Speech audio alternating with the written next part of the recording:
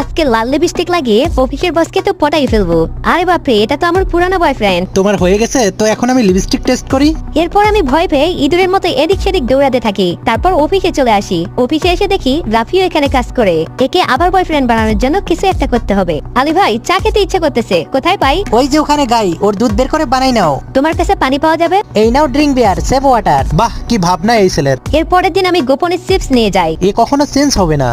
এই মিনি, তোমার জন্য খাবার রেখেছি, খেয়ে নাও। না না, আমি খাবো না, ওই যে দেখো ক্যামেরা লাগানো আছে। তারপর আমি গিয়ে ক্যামেরাকেই খুলে রাখি। আরে একে তো আমার আবার গার্লফ্রেন্ড বানাতে হবে। নাও আমাকে একটা দাও। আমি কেন তোমাকে দিব?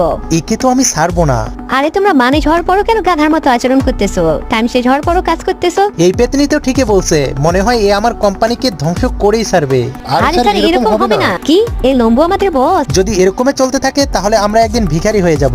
এই বেবি থামো, তুমি পালিয়ে কোথায় যাও? তুমি আমার গার্লফ্রেন্ড হবে নাকি? ওয়াও, আজকে তো পার্টি।